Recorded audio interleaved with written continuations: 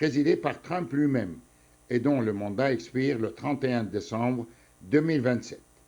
Ce qu'il faut aussi retenir, c'est qu'aucun des 15 pays membres du Conseil de sécurité n'a voté contre, et 2 se sont abstenus, et on le savait déjà, la Chine et la Russie.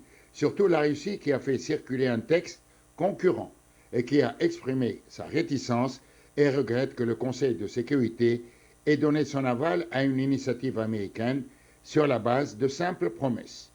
On s'y attendait à cette réaction russe.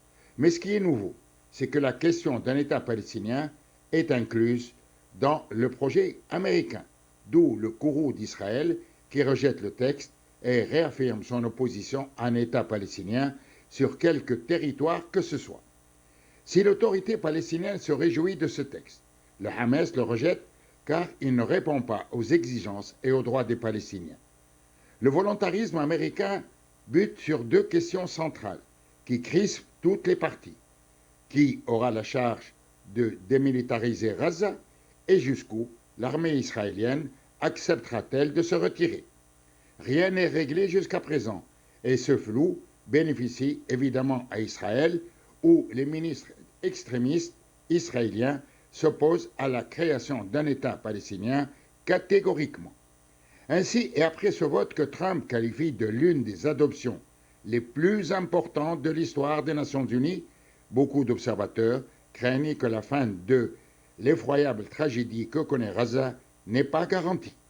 Pour Trump, le vote de cette résolution ne peut que rassurer Mohammed Ben Salman, le prince héritier d'Arabie saoudite, qui effectue sa première visite aux États-Unis depuis 7 ans.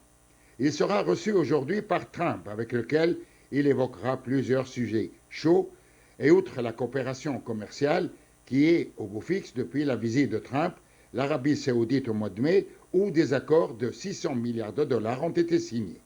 Trump compte vendre des avions F-35 à l'Arabie saoudite.